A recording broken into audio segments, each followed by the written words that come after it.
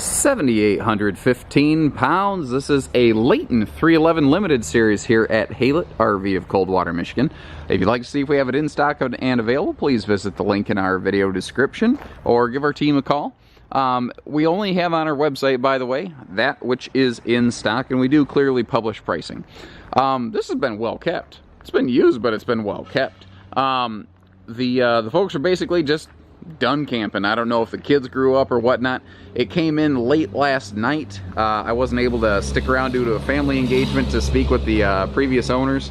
You know, I just kind of playing CSI for campers here bright and early this morning so I can stay on top of things with our volume. But all in all, I'm actually pretty impressed. Now, you see the name Layton. Skyline also made like what? Joey and Nomad. All literally the same camper. Skyline had a lot of different regional manufacturing, like they had 5 different production zones. Most manufacturers, their home is in like northern Indiana. And then maybe they have a West Coast production. These guys had 5 different separate production zones. Well, because local parts suppliers couldn't be exactly identical in every area, they gave each coach, even though it was effectively functionally equivalent, a different name to kind of designate its regional moniker. Sorry, history lesson aside, let's focus on the task at hand, Josh. Nice piece. I like, too, I can see where the previous owners, they put some money into this, because this, out of the box, if you will, you know, it was a very simple, base level, family class camper. And there's nothing wrong with that. It was definitely not expensive, but the owner put some money into it.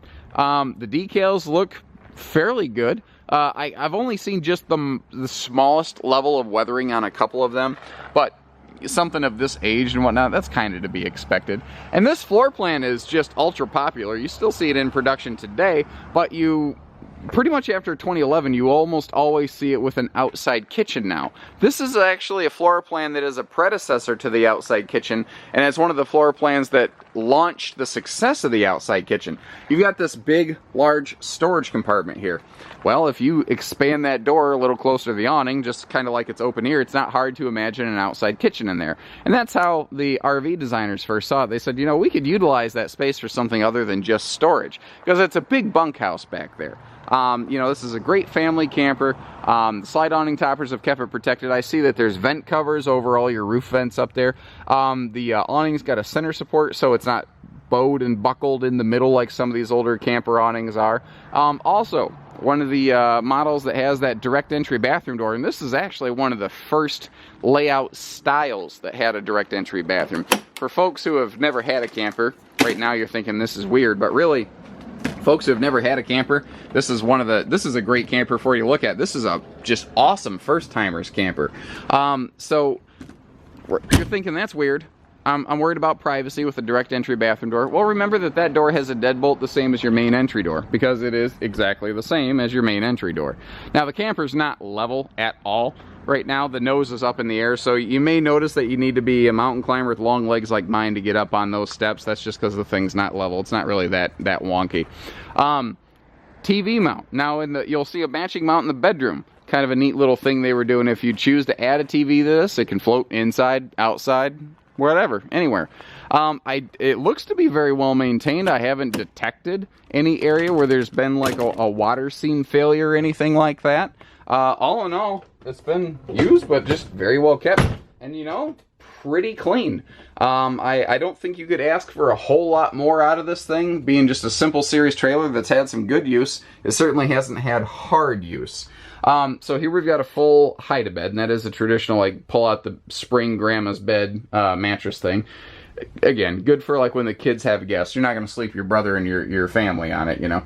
So this here's a true full U-dinette, and it's like a 42-inch deep dinette.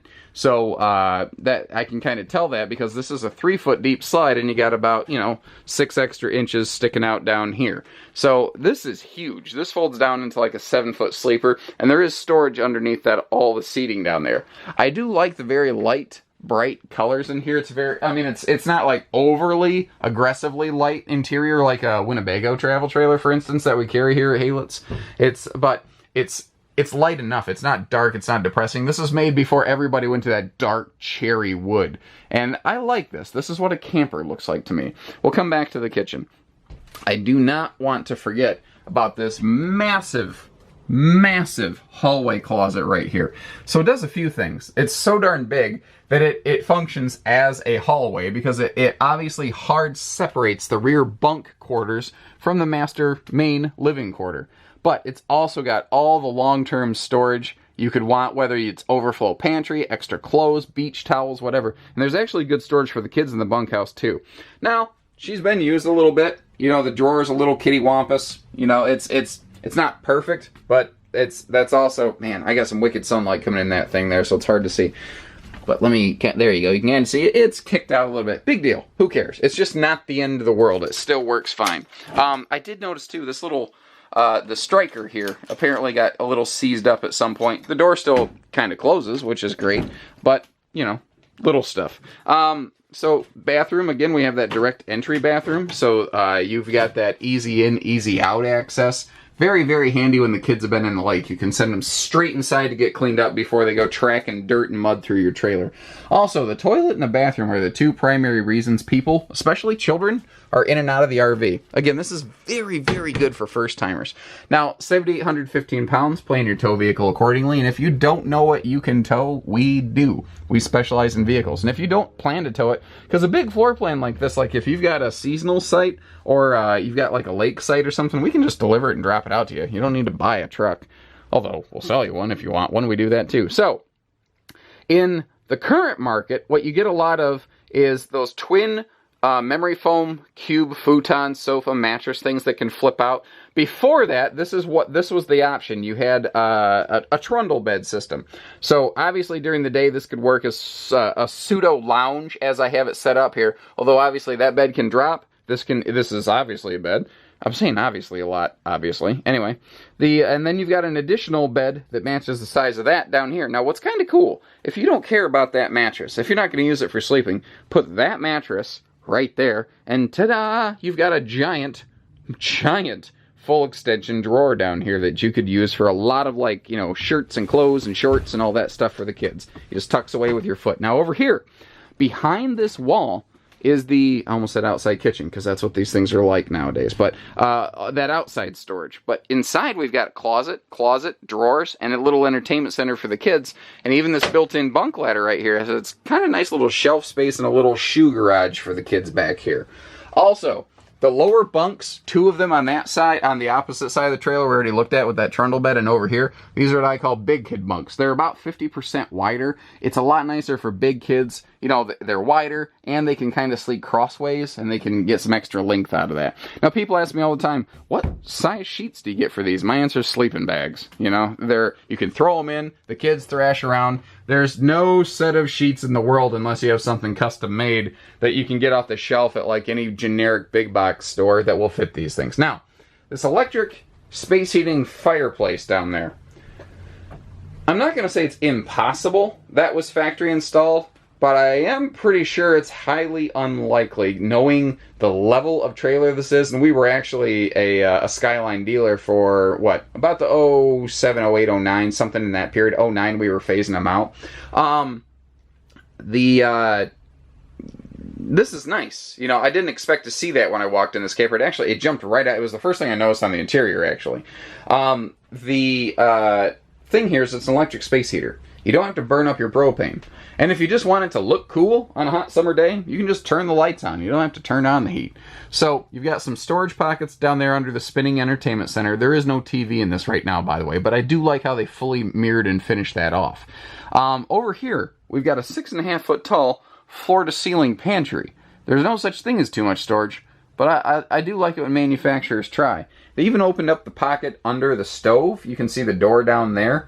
And, you know, a couple drawers here for your forks, spoons, and knives. It's got enough of everything to really get a good family through the weekend, very comfortably. Now, you can see that Mom and Dad also have sliding pocket privacy doors. And again, on a more base-level trailer, that did surprise me. I was actually expecting to see curtains when I walked in here. Now, a lot of these things right here in the entry door on a bunkhouse like this is a super high-traffic zone.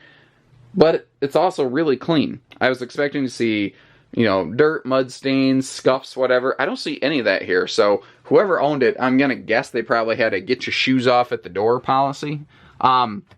Pretty generic front bedroom. Nothing, you know, industry, earth-shattering here. But again, it's clean. It's sufficient.